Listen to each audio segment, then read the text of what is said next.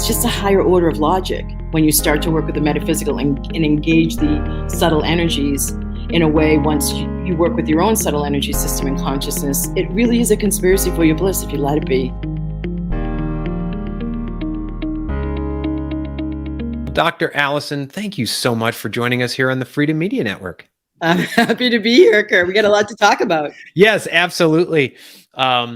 We were talking a lot before we recorded. I actually did a podcast once, and we were talking, and I said some things that maybe I wouldn't normally say on the air. And he's like, "Oh, we've been recording for the last like 10 minutes." I was like, "Oh, okay." And I don't really care, but Yeah, I do. Well, thank you so much for joining us today. Yeah, I'm happy to be here. I liked what you said about what you're also aligned with. So I'd love to jump in because I find like so many people in their awakening, whether it was the 216 group or it was like the masses. When I say group, I don't mean to say it's some exclusive group listeners. Like there's been masses of people awakening in 2012 there was, in 2014 there was, 2016 there was, in 19, and then through COVID. And so where we're at now, there's so many people awakened to life beyond the physical, which is what I've been working with since I came back from my decade in Asia in 2010. It's been my whole, the tenet from traditional Chinese medicine, which is, the Tao, based on Taoist philosophy that Qigong comes from, and the yin yang and acupuncture, is wherever Qi goes, or vital life force, or Qi if you do Reiki, or Prana if you do yoga, wherever life force or Qi goes, blood follows. So it's an indirect way of implying from this ancient wisdom what quantum physics has talked about, that where energy goes, then matter follows, so that the energy is more important than the matter. And where I take that nowadays is where our consciousness goes, especially the higher we are, clearer and higher vibration we are, where our consciousness or focus goes, energy follows, and then the physical gets created. So there's a lot of people now aware of the metaphysical and LOA. And I feel like there's so much out there that when people approach with a normal westernized, what we call in Buddhism or meditation, ego mind. So it's the personality level self attached to the mind and the intellect, that part of you. Because in yoga, I'm a yoga teacher too, certified in India, where we end, so to speak, there's a higher self, right? That's not a new concept to many people, but that's what yoga means, to yoke with the divine, meaning our higher self, and then in the higher chakras, the divine itself, and co-create from there. So I'm saying all of this because it seems like if people, when they approach LOA and they haven't done enough purification work on their consciousness, the projections from our conditioning in the West, particularly in America, don't work well with the LOA. And so people come into it with expectations. It may be their first dalliance outside of organized religion in the metaphysical and how subtle energy actually works on the ground in day-to-day life, not just God up in the sky that I go to church and commune with there. But there's so much projection of expectations from our conditioning that make the LOA not work. And I was excited to see that you also have focused on that, so we can kind of harsh out some of that. Yeah, absolutely. There's so much surface level this morning as we read, and I was, as we record this, for anyone listening or watching, we're recording this, and it's for Christians, Good Friday, Easter weekend, and I was really delving into, and I sent an email out. I sent a Freedom Friday email, and I sent an email about regardless of your spiritual or wisdom tradition, if you look at this 2-week period, right? Next week is Passover for Jewish people, and now is Easter. It's all about pure freedom. And what if you step back, instead of confusing the map with the territory, and step back and looked at crucifying your ego? Nice. So that your true self can come out, and looking at, Passover was this delivery from slavery. And is your ego really the Pharaoh? Is your ego the jailer? And it's very interesting that you brought that up, and that, like you said, in the West, I was reading, I don't know if you're familiar with Charles Fillmore, over 100 years ago, and he was writing what you're talking about in terms of the energy following the thoughts, but also the sense consciousness, where if if you, and you mentioned LOA, law of attraction, if it's just kind of on the surface but doesn't go below, and you just think it's positive thinking, I want more money, maybe you'll get more money, but maybe you'll get something else with it, right? That you don't want. Yeah, I love what you just said. I want to take a step back so you can see the alignment here, because before on April 1st, launched a 14-day spring immersion about rebirth and resurrection. And for the first time ever, I talked about Jesus directly on my website for the page, talking about this immersion. I know that I've done some work with the lost years of Jesus, studying that from age 18 to 30. That's not included in the Bible. His mother's tomb was found, as crazy as it sounds, in Pakistan. There's been paintings of someone who looks just like Jesus found in like the attics of some Tibetan monasteries. I know that where I take my, where people come in to get trained in the system, I developed vibrational upgrade system to the UK in Glastonbury, which is considered the heart chakra of the planet. That's William Blake wrote the poem New Jerusalem, as if that's the East's, pardon me, that's the Jerusalem over here from the Middle East, depending on your vantage point on the planet. So I have a lot of understanding. I feel like that Jesus was one of the greatest healers to ever walk the planet. Now, I grew up Jewish, and I remember around age 11 or 12 hearing the rabbi talk about there's no way that a human can be the son of God. That God doesn't come into human form. And I intuitively, at like 11 or 12, was like, that's wrong. And right around that same time, I was after Hebrew school, car pickup, bumper sticker goes by, Jews for Jesus. I was like, oh my God, that's a thing. So I was excited to learn that I wasn't alone in that yet real cognitive conscious understanding, other than that's wrong. So I went into Native American medicine wheel practices in my late teens and have been doing that. Moved to Asia for a decade to study that, traditional subtle energy and consciousness and traditional Chinese medicine and holistic health. Also went to India and got trained as a yoga teacher. So clearly I'm multicultural. And I've had I remember one of my first students getting certified in vibration upgrade system. And she asked me, does this conflict with Christ? And I was like, no, it's healing. The more that you are bringing in the light, the more aligned you are with Christ, because that's what it was all about, the light emanating from the heart. I think of him as great for forgiveness. So there's a lot of misconceptions, and even that meditation would have anything to do. Meditation is about how to work with the hardwiring of the mind, and also the more of the soft wiring, so that you can create new neurological pathways with thoughts that serve you more, as opposed to the jailer, like you're saying. I mean, I've been teaching meditation for over 25 years. I've been doing it since 91. It's not at all religious. And to me, I just feel like that's, excuse me, but in some way it's kind of ignorant. I remember I was on an interview in 2012 and an interviewer used the term, isn't this all just woo-woo with me? And I was still my worst culture shock was when I came back from Asia. I was still getting used to American culture again. And what I responded with was, I just came from a decade of being steeped in where over half of the rest of the world puts energy before matter, prioritizes energy over the physical proof you can point to, the opposite of what we do in the West. So to have that viewpoint at this day and age just feels ignorant to me. Yeah, I think a big part of it is tribalism and the programming of my team versus your team. And I got this team jersey on, and I even grew up in a family that was very Catholic, and they said they were very tolerant. But my dad would make comments about the evangelical church and call it showtime.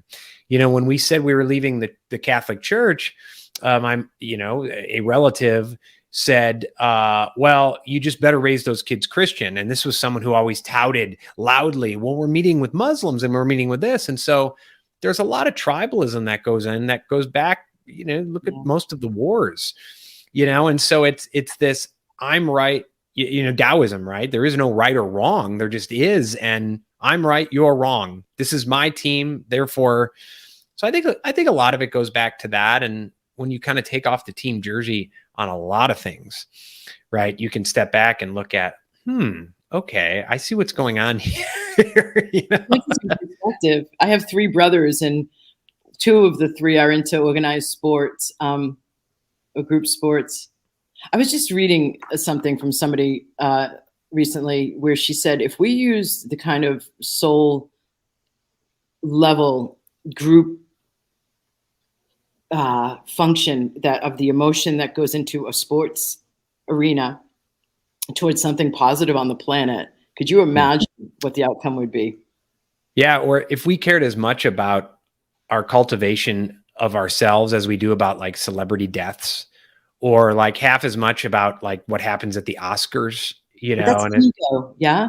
So that's ego. So I feel like I got asked by Voice America to do a radio show in 2011 on the Mayan galactic alignment on December 21st, 2012. And as I did, and I had, anyway, without that, the bottom line is that I interviewed weekly a bunch of specialists, so much so that I got well steeped enough in it that I became a specialist on a cruise to the Chichen Itza pyramid in the Yucatan on December 21st, 2012. And I had just been there a year before taking a client on a VIP trip in bare feet, and the ground wasn't like really electrical. On December 21st, 2012, we were all in white. We came in, we got special permission to do a ceremony with a Mayan shaman right there at Chichen Itza. There were TV crews, and the ground was quaking like thunderbolts up into my feet. And the TV was like I was seen as far away from somebody who knows me in Poland. So it was a big deal, December 21st, 2012. Not just for the Mayans, though. What I learned was that also in the yoga culture, there's yugas, which is the word for age, and that Yogi Bhajan identified that we're going from one age to another. In 2012 was the slice of that, and then in the astrology from Pisces to Aquarius, 2012 the divider for that. So we're in this 20-year window. My second and third book go into this extensively, so much that my publisher knows this and commanded me to put as a subtitle on my second book, Vibrational Upgrade, A Conspiracy for Your Bliss is the title. The subtitle is Easing Humanity's Evolutionary Transition. Because this 20-year window from 2012 to 2032 is considered our greatest evolutionary leap ever. So 2012 to right about now has been more the cleansing, purging time, the awakening time. That's why I started the interview with saying what I was saying about there's been like periodic releases of more people awakening. But now we're more in the constructive time where we really are going to be creating a new golden era is the expectation. Imagine that. Can you believe that with all the division and all the tribalism and like in natural healing, just one last thing. It's like a fever peaking before it breaks. Things seem to get worse. And I say this so frequently, the mind, typically the ego mind, day-to-day mind, typically interprets life events the exact opposite the way that the soul of the universe means. So all of this polarization, all of this tribalism, all of this fighting, the Black Lives Matter, the Me Too movement, all of that's because secrets are coming up to the surface. Where there's been abuses of power, that's coming up to the surface. Everything's coming into alignment and less hierarchical and more about unity and equality. Now, I know it's hard to believe, but in like a mind, body, spirit system, they've come to me for any kind of physical issue, emotional issue, or old trauma they want to get over most of the time, to the point that every time I start working with somebody, I give them a document called the healing response to explain this process. It's going to seem like it's getting worse before it gets better. Yeah. And those who are not awakened are threatened. Right. So it's like I just did a video today, about, and I have some relatives who have gone this and I've gone through this, is some of the people who are, when you start living a life in congruence with awareness and being awakened, it's often the people who are closest to you who are the haters, and they're supposed to love you. And it's almost like they reject you. And it's, a big part of it is because they wish deep down, probably subconsciously, that they wish they were doing what you were doing, but they will lash out, and it's a threat to their order, right? If you're doing that, it's like, wait, my wife and I, we homeschool. Now we've been doing it for 16 years, but you would have thought that we were terrorists, the way some people react to us. And so the old guard, when they realize it's and the word synarchy keeps coming back. You talked about the end of the hierarchy. Yeah, it's more of this, like you said, not joint rule, but it's a threat to those who are in power, right? Whether it's a consolidation of the food system or whatever it is, you're seeing it and they fight back. And so, when you rustle the grasses, right, the snakes come out. So, yeah. And so if you can just take the mountaintop perspective or the satellite perspective and work on yourself, I know that one of the areas I spend the most time doing energy medicine clearings for people is they learn about, I call this throat chakra the second power center. Like traditionally, historically, the solar plexus is. And chakras, for anybody who doesn't know, they're what we design every yoga posture around. So like, for instance, in my yoga teacher training in India, I had to design a sequence for every of different poses that went through the whole chakra column. Of the 8 limbs of yoga, only 1 is about body postures, 5 are about consciousness and working with the mind. So chakras is not a big deal elsewhere. It's not something woo-woo. It means wheel, and it turns vital life force energy in the region of the body that it sits at, but it's also an intersection of the mind, the body, and the spirit. So the throat chakra, I consider this more, and each one relates to a part of life, right? So typically people talk about communication for the throat chakra. I consider that the basic level. What I understand about the throat chakra is this is where and when I say understand, I mean like decades of working on people's systems and multiple people and seeing patterns. I don't mean like I'm just like, making this up out of the air. Right. I have a PhD. I'm very logically based, and my background's ridiculously logical, growing up with Star Trek and my older brother. So like, that's why I moved to Asia for 10 years, so I could know what I was talking about and get better results from my clients. So what am I saying? I'm getting a little sidetracked with that little qualifier in there. The throat chakra at the higher level, what I've come to observe is that it's where our courage sits to make new choices. So like what you were telling me before we started recording, when you guys just packed up and started traveling around the country in 2020, that kind of a choice is strengthening to the throat chakra. It's aligned and it's following like your heart and your higher self's desires. When you're like hurting somebody else or judging somebody else and it's not right and you're listening to your lower self, that's going to close down the throat chakra. If you lie, it closes it down. Again, going back to the first layer or first level of the throat chakra. But courage also sits here. Courage to make choices that when you hear the hunch or the feather soft whisper as opposed to the loud roaring of the mind's thoughts. But when you hear like, do that, and you ignore it or you suppress it, we want to do work on opening the throat chakra so you have more courage to choose that, because we're stepping into the constructive time, meaning we're recognizing increasingly, the LOA has helped extremely with this, to whatever level you're aware of that, your choices are actually creating what is in your life. So coming out of victim mode in any aspect of our lives, whether, we were raised Black in the United States and dealt with a ton of racism, or we were raised female in the United States, or any, and it's been hard to get equality because we've had female prime ministers in other countries around the world for decades. We've still yet to have one in the States.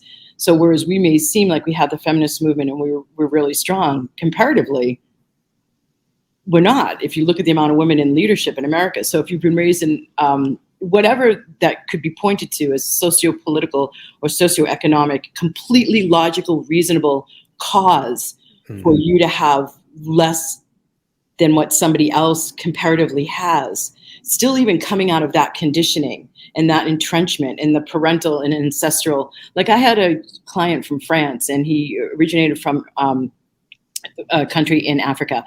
And he has been working on clearing his blocks to abundance and clearing his blocks on, especially talking to white women.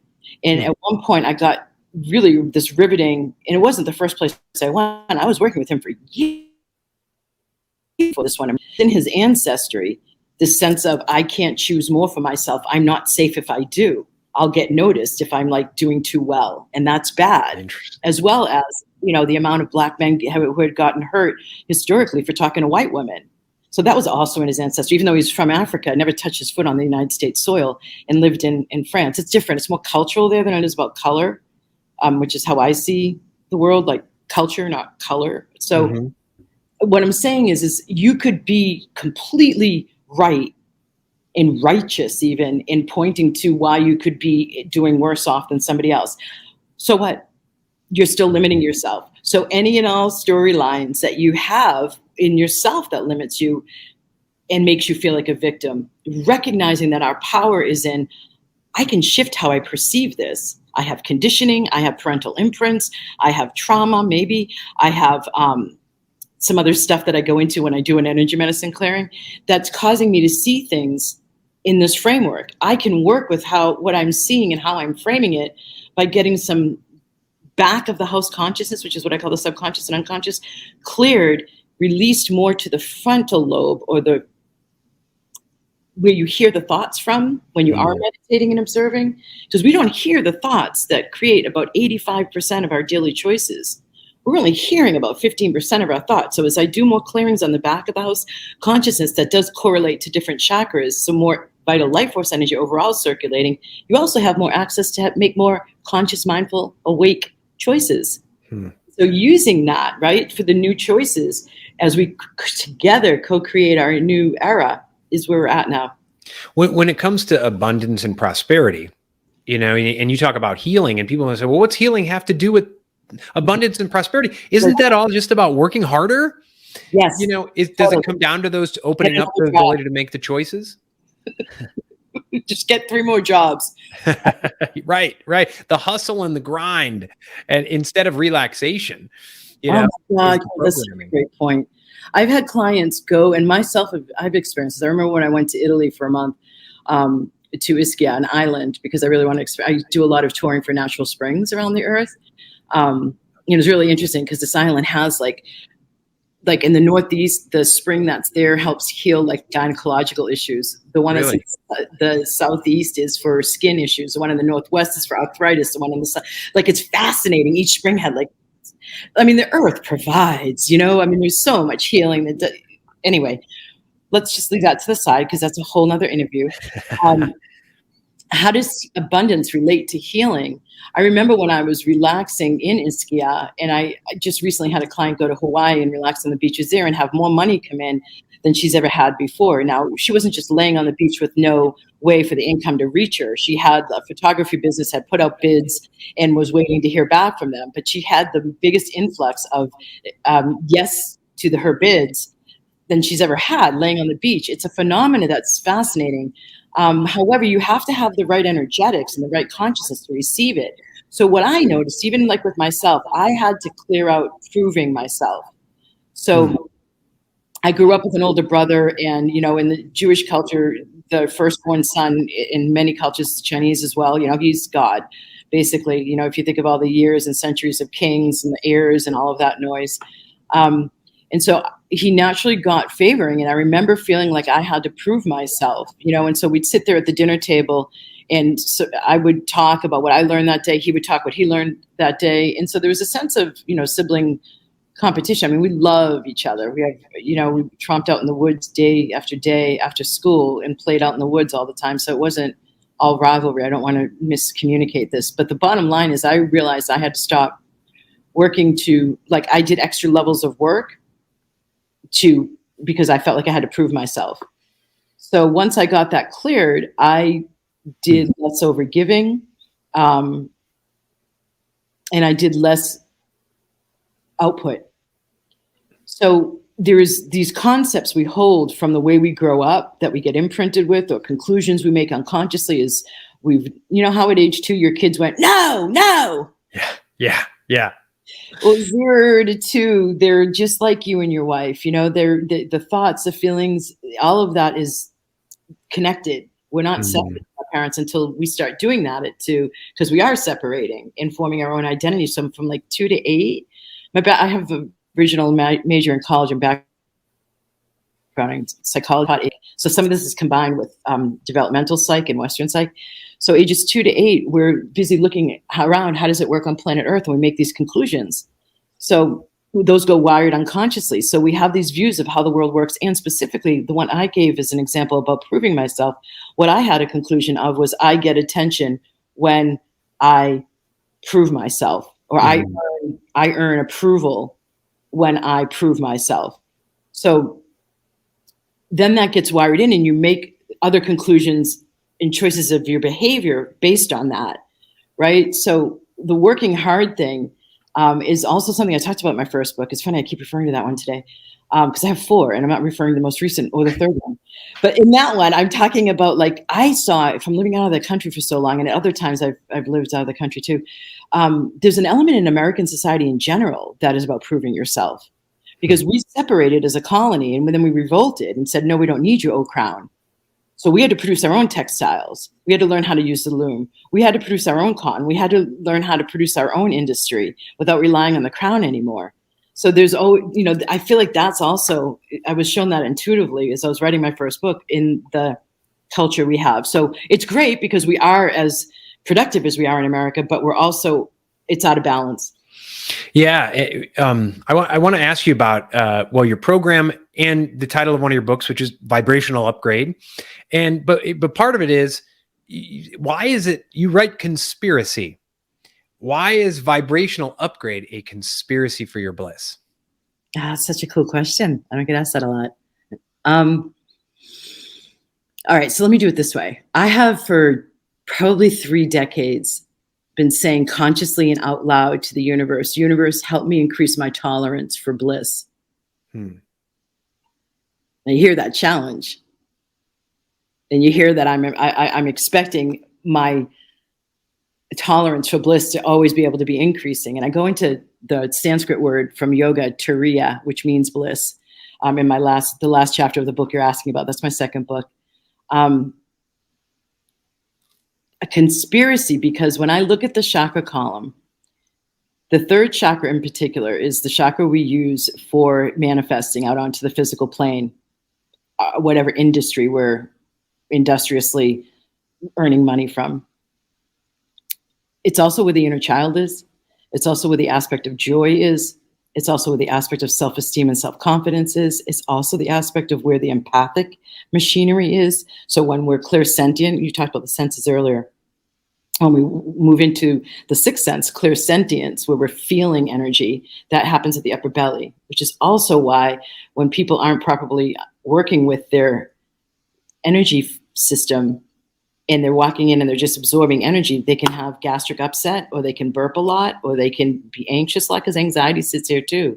So having an appropriate balance between how much information you take in and how much you're plugged into your own information source is really important for many people now, because I hear that complaint a lot. So I threw it in there. So if joy is contained, Curt, in the same chakra where we are also going to have a flourishing upper belly, if we're joyous about what we're manifesting out on the physical plane. So if these are correlated in the same chakra, meaning I have more joy honoring my inner child and with confidence. I don't mean perfect confidence. I mean with enough confidence that you manifest what brings you joy out there in the physical world. That to me seems like a conspiratorial wiring from the divine.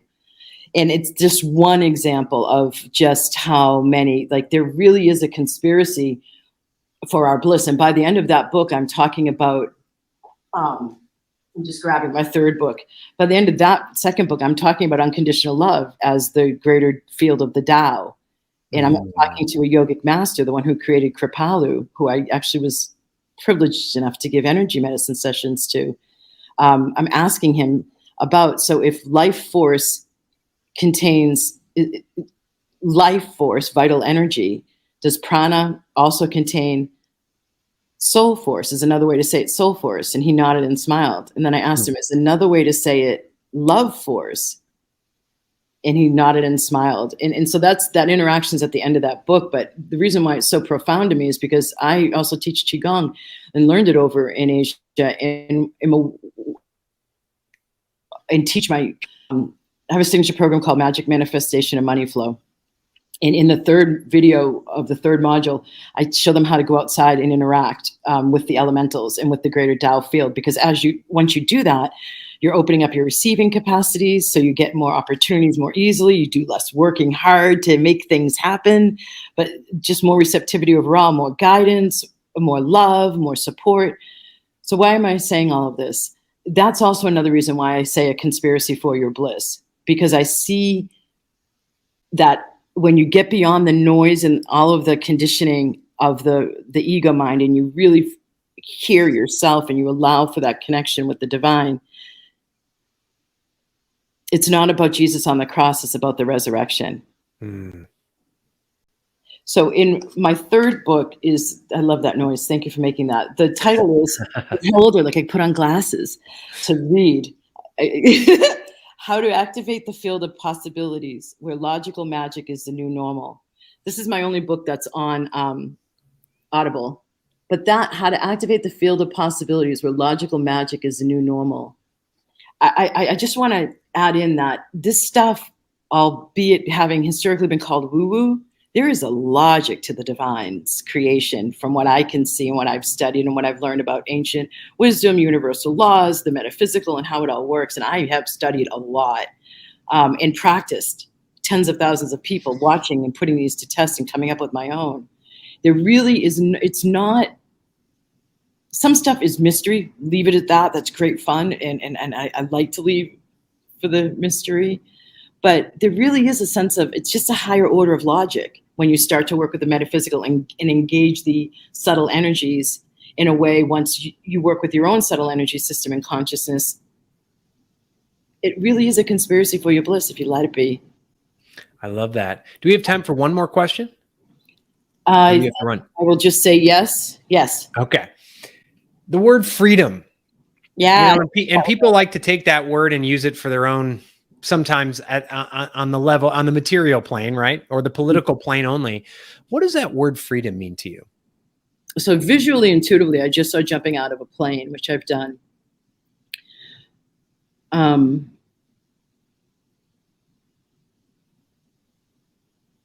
I talk about this word a lot too. Where I want to go with this is in response to something you said earlier in our conversation, in that you were talking about, and it was so great of an example, and I'm so grateful to you, Curt, for bringing in the perspective of tribalism in group sports in jerseys. That was a great metaphor. Where am I going with this? That the idea of what I see threatens so many people and cause people to hold back making a choice that they really want to make that will get them freer and more joyous, because I think that those are intertwined. When I see somebody's body sing or my own elevate with joy, that's a sense of freedom. That's part of the definition, I think, because freedom is some kind of elevation and joy is a factor in that. I see people stop themselves when they're concerned about what others will think. And of course, you hear this in intellectual, you're like, yeah, I don't do that. I don't care what people think. But really, I mean, I spend a lot of time running clearings on people who are concerned about what will they think if I come out of the spiritual closet? Who will I lose in my life? What will I have to give up in my life? What will these people think of me? And especially the ostracization. And I don't even think it has to apply to spirituality. If we just take all religions and just group it in the word spirituality, it's where people access their spirit. I just feel like historically there have been so many times in our culture where, particularly in the West, like Galileo got shut down. So when somebody's been speaking truth of what they see, the shutdown that happens, and in particular the ostracization for witches and intuitive use, and once the Enlightenment era hit, getting rid of the supernatural and getting everything logical and reasoned out and explained. I had a guy in England tell me he thinks that we've become overly rational. We need to bring in more of the mystical again. So freedom for me is freedom beyond the thinking and the intellect, in coming from that and caring what other people think. It's really feeling the sense of you're in this body and you're in this life for you as a soul and your connection to the divine, and letting yourself make whatever choices are required in order to honor that and evolve and grow and live a lighter, happier, increasingly more joyous, abundant, healthier life. Thank you so much for sharing that. I really appreciate that. And thank you for coming on the show. We'll have to have you back. Fun. We'll definitely have you back. We're going to link to all your books, your website, everything in the show notes. Dr. Alison, I want to thank you so much for joining us today. It's been a pleasure. Yeah, likewise, Curt. Thanks for asking me. It's been a pleasure. Look at that. So you have a great smile, man. Thank you. Yeah. Namaste.